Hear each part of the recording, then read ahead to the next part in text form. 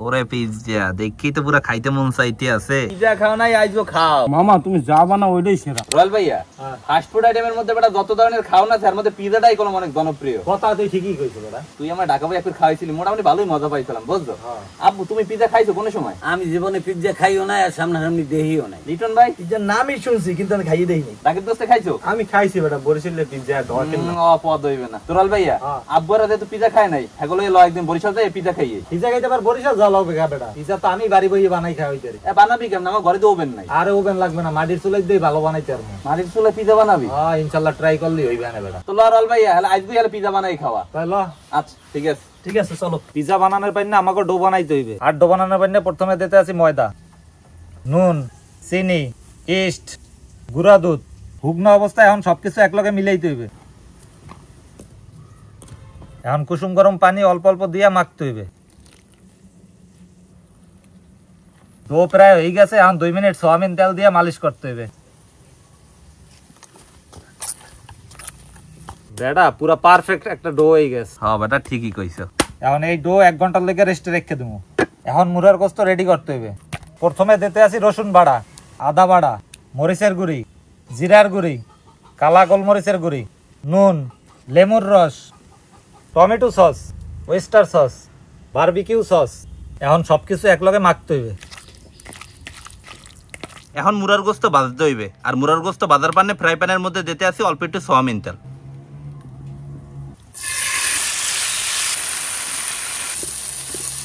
মুরার গোস্ত ভাজা হয়ে গেছে। পুরা 1 ঘন্টা ডোডা রেস্টে রাখা হয়ে গেছে। এখন দেখলে কি অবস্থা। বেটা রবি দেখছো ফুললা কি হয়েছে। এখন ডো আবার একটু মাছতে হইবে। ভাবি আপনি একটু ডোডা বেললে দেন। আচ্ছা ঠিক আছে।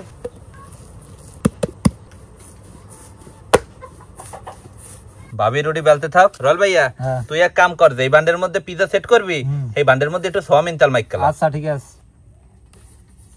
মনুরা তেল মাখলে কলম এটার নিচে লাগিয়ে পড়বে না, এই লেগে তেল মাখতে আছি। রয়্যাল রুটি বেলা হয়ে গেছে। আচ্ছা ভাবি এই ভান্ডের মধ্যে রাখেন। ভান্ডে রুটি সেট করা হয়ে গেছে। এখন একটু কাঁটা চামচ দিয়ে রুটি সিধা করতে হইবে। রল ভাই এই সিধা কর লইবি কে? এই সিধা করলে রুটিটা যখন হিট দিমু তখন আর ফুললে উঠবে না। এখন দিমু টমেটো সস, এখন দিমু মজরেলা চিজ, এখন দিমু ক্যাপসিকাম, পেঁয়াজ, এখন দিমু টমেটো। ভাইজা থোয়া মুরার গোস্তটি এখন দিয়ে দিমু। বেটা আজ পিজ্জাটা তুখা রইবে রে। হ্যাঁ ইনশাআল্লাহ। এখন আবার চিজ দিমু। এখন দিমু ব্ল্যাক অলিভ। আমিও বেটা ঢাকা উঠতে যাম, হেলে আমি মজার মজার খাওয়ান বানাইতে পারমু। ওই দেশে ভাই এখন খাইতে রইবে বেটা, এই যে বানানি শিখেই দিয়ে গেলাম। তা তুই দেশ আইয়ে পর। আচ্ছা ঠিক আছে। এখন দিমু অরিগানো, টালা মরিচের গুঁড়ি।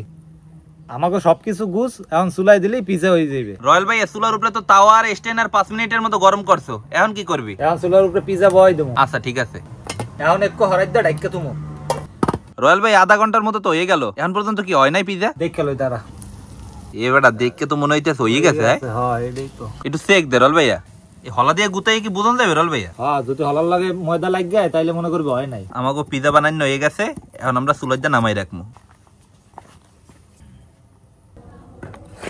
ওরে পিজ্জা দেখি তো পুরো খাইতে মন চাইতে আছে। এখন পিজ্জা স্লাইস করতে হইবে। আমাকে পিজ্জা বানানো হয়ে গেছে কিন্তু তলায় একটু লাগিয়ে পড়ছে। আরে অত সমস্যা নাই রয়্যাল ভাইয়া, ও খাইতে লইতে হারিয়ে যাইবে। হ্যাঁ ল খাওয়া শুরু করি। আচ্ছা ঠিক আছে। আব্বু তুমি তো কোনো সময় পিজ্জা সামনাসামনি দেখো নাই, এই চাহিদা তোমার বড় বলায় পিজ্জা বানাই হেলাইছে। তাহলে এখন খাওয়া শুরু করি। হ্যাঁ এখন খাওয়া শুরু করাই উচিত। এই নাও রাকিব দাস।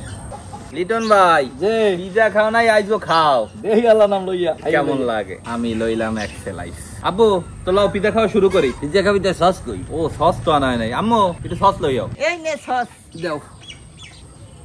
বিসমিল্লাহ। বিসমিল্লাহ। বিসমিল্লাহ। লিটন ভাই কেমন? ভাই সেই খুবই সুন্দর স্বাদ লাগতেছে আল্লাহর ইচ্ছা। আব্বু যা কেমন লাগছে? ভালো লাগতেছে, একটু শক্ত। একটু দেরি করে উঠাই নিয়েছে চুলায় কোনে বুঝছো, এমনি তলায় একটু লাগবে পড়ছে। রয়্যাল ভাই দা কেমন লাগে? আমার দ্বারা তো ফাস্ট ফুড সবসময় ভালো। না আসলেই কলম এই পিজাটা কলম একদম রেস্টুরেন্টের মতোই হয়েছে, খালি তলায় একটু লাগবে পড়ছে এই একটু ঝামেলা, কিন্তু উপরের সাইডটা অস্থির অস্থির। কিন্তু তোমার দ্বারা কেমন লাগে? আমার দ্বারা আগের তো এটা সেরাই লাগতেছে। মামা তুমি যা বানাও ওইটাই সেরা। বেড়া খালি একটু তলায় লাগছে দেখা, নাহলে আরো সেরা হইতো। আসলে অনেক সুন্দর হয়েছে মামা। আব্বু জীবনের প্রথম পিজা খাইতে আসো, কেমন লাগতে আছে? খাইতে খুব মজা। 10-এর মধ্যে কত দেবা? 10-এর মধ্যে দেবো 9। 9 দেবা? 1 দেবা নাকি ওই যে একটু লাগিয়ে পড়ছে এর পান্নে? পুরো মজা। জম্মের মজা।